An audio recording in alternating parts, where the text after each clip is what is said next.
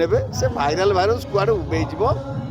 ନାଟକ କିଏ 2 କୋଟି ନେଲା କିଏ 3 କୋଟି ନେଲା, ମୋ ଶାଗ ପଖାଳ ମୋ ପାଇଁ ଭଲ। ମୁଁ କାହା ମାଂସ ଭାତ କାହିଁ ଅନେଇବି କି? ମୋ ଶାଗ ପଖାଳରେ ମୁଁ ଭଲରେ ଅଛି। କିଏ କୋଟିଏ ନେଉ ମୋର ଭଲ, ସେ ଭିତରକୁ ମୋତେ ଟାଣୁතුନି। ମୋ ଶାଗ ପଖାଳରେ ଏବେ ବି ବଞ୍ଚିଛି, ମଲା ପର୍ଯ୍ୟନ୍ତ ବଞ୍ଚିଥିବି, କିନ୍ତୁ ମାଛ ଭାତ ସବୁଦିନ ନଥିବ ଆଜ୍ଞା। ରହୁଛି। ମୁଁ ମାନସ ପଣ୍ଡା, ଆପଣମାନଙ୍କର ହାତ ତିଆରି କଳାକାରଟିଏ।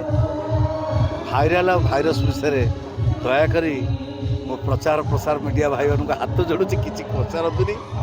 ମୁଁ ମୋ ବାଟିରେ ଭଲରେ ଅଛି। ସେ ଭାଇରାଲ ଭାଇରସ୍ର ଲୋକ ମୁଁ ନୁହେଁ। ମୋର ସେ ଗୁରୁ ସିଏ ବି ଭାଇରାଲ ଭାଇରସ୍ର ଲୋକ ନୁହନ୍ତି। ସେ ପକ୍କା ନାଟୁଆ, ନାଟ କରନ୍ତି। ତେଣୁ ମୁଁ ଆଜି ପ୍ରଚାର ପ୍ରସାର ମାଧ୍ୟମରେ ସାରା ଓଡ଼ିଶା କ'ଣ ସାରା ଭାରତର ଦର୍ଶକମାନଙ୍କୁ ବି କହୁଛି, ନାଟ କରନ୍ତୁ, ନାଟୁଆ ହେଇ ବଞ୍ଚନ୍ତୁ। ଏ ଭାଇରାଲ ଭାଇରସ୍ରେ କିଛି ମୂଲ୍ୟ ନାହିଁ ଆଜ୍ଞା। ଇଏ ମାନେ କାହା ନାଁ ବି ଧରିବିନି। ଗୋଜବାୟାଣୀ ଠାକୁରାଣୀ ବାହାରିଥିଲେ, ତାଙ୍କ ନାଁ ବି ଧରି ଦେଉଛି। କେଉଁଭଳି ଲୋକ ଆସିଥିଲେ। ଏବେ ଦେଖନ୍ତୁ ସେଠି କାଉ ଉଡ଼ୁଛି। ସେ ସବୁ ସମୟର ଗୋଟେ ହାୱା କି ଝୋକା। ସେ ସମୟ ଆସିଛି, ସମୟ ପୁଣି ଅପସରି ଯିବ। ଆମ ଓଡ଼ିଶାର ଦର୍ଶକ, କଳା ସଂସ୍କୃତିର ଦର୍ଶକ, କଳା ସଂସ୍କୃତିକି ଭଲ ପାଆନ୍ତି। ରାତି ଅନିଦ୍ରା ହେଇ ଯାତ୍ରା ଦେଖନ୍ତି। ଖଣ୍ଡଗିରି ଯାତ୍ରାରେ 40,000 ଦର୍ଶକ ରାତି ସାରା ଅନିଦ୍ରା ହେଇ ଯାତ୍ରା ଦେଖନ୍ତି। ନାଟୁଆ କହିଲେ ଆମ ଓଡ଼ିଶାର ଲୋକମାନେ। ତେଣୁ ନାଟକୁ ଆଦର କରିବାକୁ ଆସିଛ, ନାଟ କର।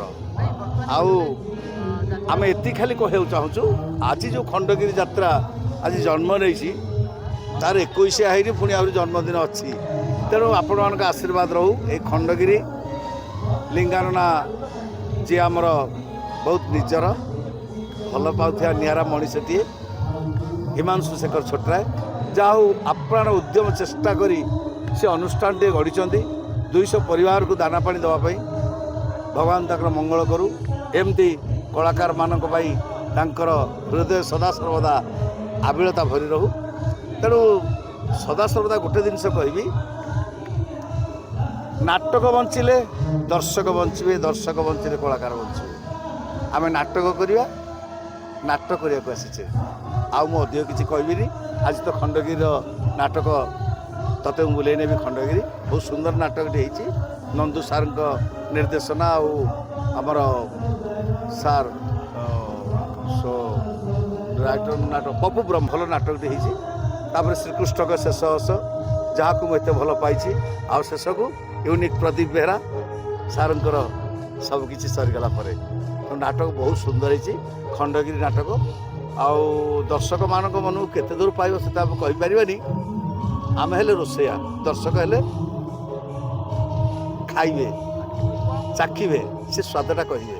ତେଣୁ ମୁଁ ଏତିକି ଖାଲି କହିବି, ହାତ ଯୋଡ଼ି ପ୍ରାର୍ଥନା କରିବି ଓଡ଼ିଶାର ଅଗଣିତ ଦର୍ଶକମାନଙ୍କୁ, ମୋର ଦର୍ଶକ ଭଗବାନ ଜଗନ୍ନାଥଙ୍କୁ, ମାନସ ପଣ୍ଡାକୁ ଏମିତି ଭଲ ପାଇବା ଦେଉଥାନ୍ତୁ। ସାରା ଓଡ଼ିଶାବାସୀ ସବୁଆଡ଼ୁ ଫୋନ୍ ଆସେ, ମାନସ ଭାଇ କେଉଁ ପାର୍ଟିରେ।